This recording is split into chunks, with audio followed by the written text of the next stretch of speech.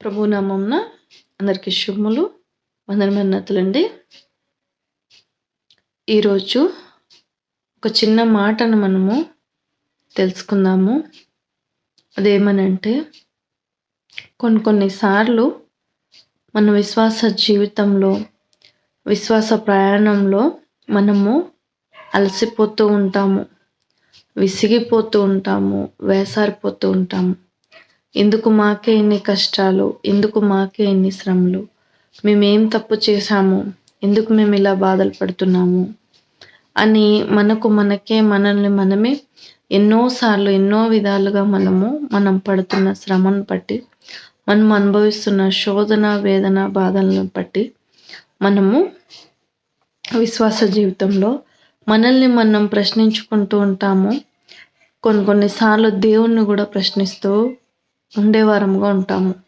అయితే మనం ఎప్పుడు బలహీనపడతాము అని అంటే, దేవుని వాక్యానికి దూరంగా ఉన్నప్పుడు, దేవుని సన్నిధికి దూరంగా ఉన్నప్పుడు ఇలాంటివన్నీ మనలో, ఇలాంటి బాధ, ఇలాంటి శోధనలన్నీ మనలో కలుగుతూ ఉంటాయి. అదే దేవుని వాక్యముతో మనం బలపడుతూ ముందుకు వెళ్ళేవారమైతే, మరి గెలుపు కోసం పరిగెట్టేవారు దేన్ని చూస్తూ పరిగెడతారండి? వాళ్ళు ఏదైతే సాధించాలనుకున్నారో, ఏ బహుమానాన్ని, ఏ గెలుపునైతే వాళ్ళు సాధించాలనుకున్నారో, ఆ బహుమానం కోసము వారు దాన్ని చూస్తూ పరిగెత్తేవారిగా ఉంటారు.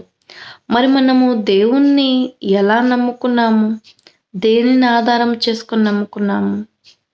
ఆయన గ్రంథాన్ని, ఆయన ప్రేమను ఆధారం చేసుకొని మనము ముందుకు నడుస్తున్నాము. మరి నడుస్తున్నప్పుడు మన ప్రయాణం మధ్యలో ఆగిపోయి, నేను ఎక్కడికి పరిగెడుతున్నాను, ఏం జరుగుతుంది, నాకెందుకు ఈ కష్టాలు, నేను ఎందుకు ఇలా అలసిపోవాలి, నేను ఎందుకు ఇలా పరిగెట్టాలి అని అనుకుంటారా? అనుకుంటే అతను గెలవగలడా? ఖచ్చితంగా గెలవలేడు. అతను వెనక్కి తిరిగి చూడకుండా ముందుకు వెళ్ళగలిగితేనే అతను అందరికంటే ముందుగా గమ్యాన్ని చేరుకోగలడు, ఆ బహుమానాన్ని అందుకొనగలడు. అలాగున్నే మన విశ్వాస జీవితంలో కూడా మనము బహుమానము పొందవలనని ఓపికతో మనము పరిగెత్తే వారముగా ఉండాలి. గెలుపు కోసము మనము పరిగెత్తే వారముగా ఉండాలి. ఒక వచనంలో కూడా ఉంటుందండి, మీరు మీ పోరాటము గెలుపు కొరకు పోరాడండి అని చెప్పి ఒక వచనంలో కూడా దేవుని గ్రంథంలో ఉంటుందండి. అయితే నేను నాకు ఆత్మతండ్రి ప్రేరేపణ ఇచ్చిన దాన్ని బట్టి నేను నా అనుభవంలో ఉన్నది మీకు చెప్పాలనుకున్నాను. అయితే అలాగున మన ఎదుట ఉన్న పందెములో మనము ఓపికతో పరిగెత్తే వారముగా ఉండాలి. అలాగున మనం పరిగెత్తగలిగితే మనం ఖచ్చితంగా మనము చేరాలనుకున్న గమ్యాన్ని మనం చేరగలుగుతాము, అందుకోవాల్సిన బహుమానాన్ని మనము అందుకుంటాము. ఆయన విజయశీలుడై తిరిగి లేచాడు కనుక ఆయన బిడలమైన మనము కూడా విజయశీలులమై మన జీవితంలో మనము ముందుకు కొనసాగుతాము. అర్థమైందని అనుకుంటున్నాను.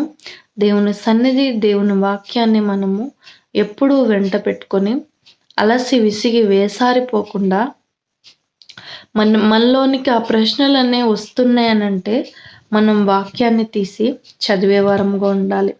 మనకి గాయం తగిలింది అనంటే ఆ గాయం వైపు చూడకుండా, ఒక ఉదాహరణకు చెప్తే, ఒక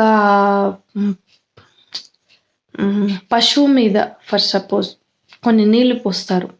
నీళ్లు పోసినప్పుడు అది వెంటనే దులిపేసుకొని లెగుస్తుంది. అయితే మనము మంచి వాటిని మనము ఇది చేసుకోవాలని, కానీ చెడుగా మనం తీసుకోకూడదు. అది ఎలాగున దులిపేసుకొని లేస్తుందో పైకి, మనము కూడా అలాగే మనకొచ్చిన కష్టాన్ని, మనకొచ్చిన శ్రమను, బాధను మనము దులిపేసుకొని పైకి లేచే వారముగా ఉండాలి. అలాగున మనకున్న శ్రమను, బాధను దులిపి వేసుకొని పైకి లేవగలిగితే మనము ఖచ్చితంగా ఆయన బిడలముగా మనము ఆయన నిత్య రాజ్యములో, నిత్య జీవములో మనం ప్రవేశించడానికి మనకు అవకాశం దొరుకుతుంది. ఆయన మనల్ని ప్రేమతో ఆహ్వానిస్తారు.